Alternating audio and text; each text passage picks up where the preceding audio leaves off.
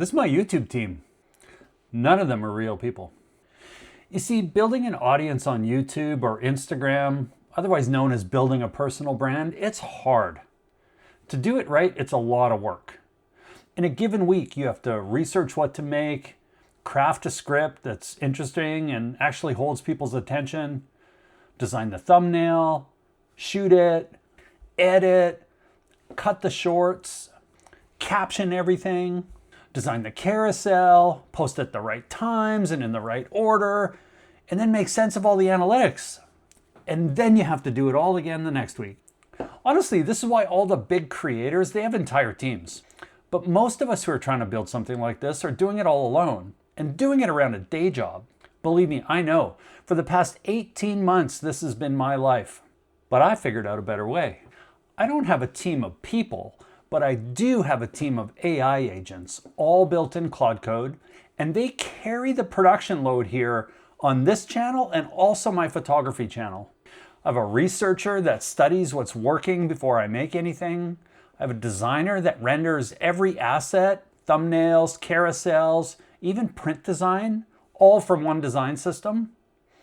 I even have critics, yes, plural, independent agents whose only job is to judge the work before it ships.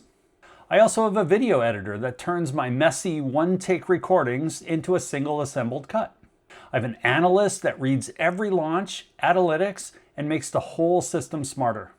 I'm going to show you what each one of these actually does, the real work, on a real brand with examples on screen.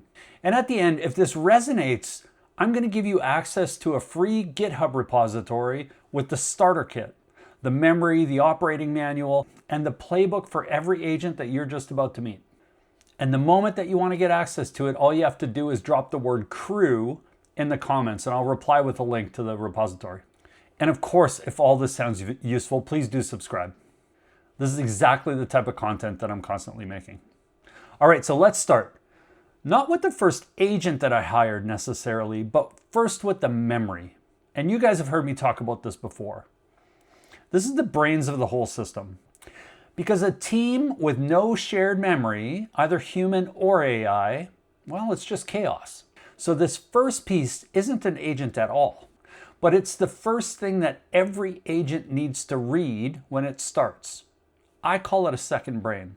And really, it's a GitHub repository, which is just a directory of plain text files.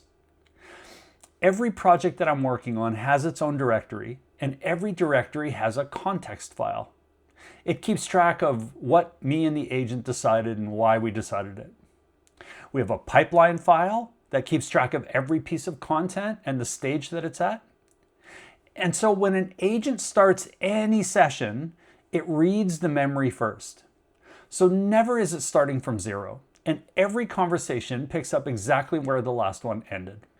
And because it's stored in GitHub, when I edit a file myself, either from my phone or my laptop or my iPad, the agents are able to see exactly what changed automatically.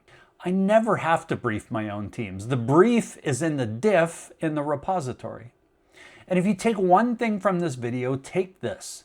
Setting up the memory, it literally costs nothing. It takes about an hour at most. And it's the difference between talking to an AI and truly collaborating with one. Okay, so the memory's in place. Now, who's our first hire? Well, surprisingly, it's not the designer, it's not the researcher, it's actually the critics. So here's the thing about AI. It'll happily produce an infinite amount of pretty good stuff. But pretty good doesn't help you grow a content channel. So before I hired a single agent to actually make things, I hired 2 agents whose only job is to judge things, an art director and a copy editor. I took some time to write my taste down, every standard, every pet peeve, into a rubric so that they score every asset.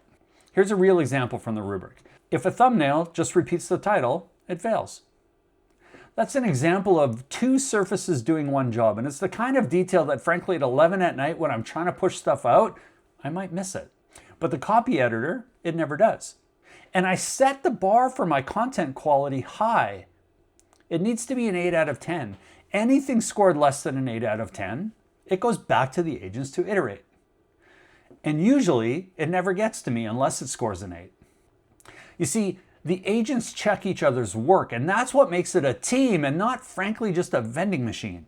And if you've spent any time around AI engineering, which I know a lot of you have, you already know this idea. It's called evals. You write the test before you let the system build anything. Every serious agentic workflow lives or dies like this. Mine just happens to grade thumbnails instead of code.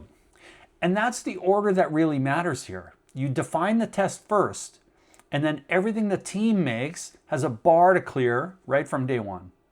Okay, so now that we've got the critics in place, the team can grow. Let's hire the rest of the team. The researcher, the designer, the video editor, and the analyst. Same hiring process every time. We write down the job, it gets stored in memory. We point the critics at the output. Then I started assigning work. When I started my photography channel, the first assignment went to the researcher. Before I tried to make a single video for my photography brand, the research agent profiled the whole space.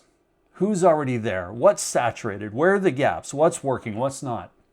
Out of that research came a channel strategy written down where I'd play. For me, it was both YouTube and Instagram, and how those two channels would feed one another. That loop was designed, and that design was informed by the research that the agents did before video one was even considered. Your platform will differ, but the move is the same. Make sure that your agents prove where the gap is, write things down, and then stop litigating that decision every week. Now, there's two more things that the team needs before it can really be productive. One is a design system articulated as code. Every color, every typeface, every spacing rule written down as design tokens the designer has to use. So a thumbnail from 6 months ago and one from this week, well, they look like they're from the same brand. Nobody's eyeballing it, and the agents aren't allowed to drift. And don't worry, that sounds complicated, but the agents know how to do it. The second thing is a reuse plan. Nothing gets made and only used once. I do one photo shoot, and it becomes a carousel. It gets turned into a video. It feeds the thumbnail. It creates 6 shorts and all the announcement assets. One shoot led to everything. That's the whole trick when you're doing this alone. Get a ton of mileage out of your assets and your ideas. All right, so what does a normal week look like? Well, let's go back and take a look at that task list from the opening sequence, and this time with a bit more detail. So the idea bank, every idea was captured with its hook, already sequenced. I never wonder what's next. The packaging, I always have title options ranked against real research and demand. Thumbnails, they're rendered and they're scored at the size a phone actually shows them. The script, it's engineered for retention. And then I just get to talk. One take, flubs included, no worries. Because the video editor, it's going to take it and line up what I said against what I wrote. It keeps all the good takes, it drops the rest. And it hands me a finished cut list. Then there's the launch.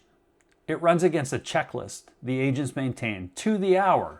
And the analyst, well, it reads all the analytics numbers and writes the lessons into the memory. That loop, it's not theoretical. My last video, it underperformed my own bar. I read the numbers and I called the miss. The analyst wrote those lessons into the memory. Lead with what you're known for and name the problem before the proof. The video you're watching right now was actually built because of that review. And that's the loop. So this is why my whole system is better than it was a month ago. All right, so here's the part that I promised at the beginning, this repo. The repo that I'm willing to share with you is called One Person Brand. It's stored in GitHub. And here's the entire setup, start to finish. You're going to give the agent the URL and you say, set up my content brand. That's all you do. Everything after that is your agent's job. And here's what to expect. It'll clone that repository with all the files in it, and then it starts to interview you. A few questions, not a form, but it wants to know, what are you working on? What kind of content do you make? Where does it get published? Your answers are what's going to become the first entries into the memory system. And then it's going to build out the second brain around them. Projects, context files, the playbook for every agent that you met today. It all takes just a couple minutes. No sign up, no account. It's just a folder of files, and it all ends up living on your computer. And then as you're using the system and you realize that it needs to be improved in some ways, you just ask your agents to do it. It builds that part of the team and it adds them to the system. So if you want to try this, again, just comment crew in the comments and I'm going to reply with a link so that you can download it and try it. So all this leaves a big question. If the agents are doing all that, what's left that's actually mine? Well, plainly, it's one thing. The agents don't have the ideas. They don't have taste. The rubric is my taste, written down. They don't decide what this brand believes or says. Every photograph is mine, every call is mine, and the voice you're hearing was never generated. The team didn't change whose work this is. It changed how much of it one person can actually get done on a busy schedule. I do this around a demanding day job, but I do it for the fun of it. Without the team, this brand doesn't exist. With it, well, you're watching it. So a lot of you are probably thinking, great, where do I start? Well, you don't need to start with all the agents necessarily. Start with the memory. It takes about an hour and the repo does it for you. Then think about the types of critics that you need. Define the test first before anything else gets made. Then develop the rest as you need it in the order that makes the most sense. Look, I really hope this was helpful. I make these because I love building stuff and I like sharing what works. If you want more of it, I'd be really happy if you subscribed.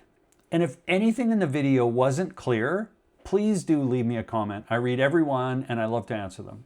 Oh, and don't forget, if you're into photography, I've got that whole other channel, so go check it out. Because everything I showed you, it's the system that runs that other channel. So thanks for everything and see you next time.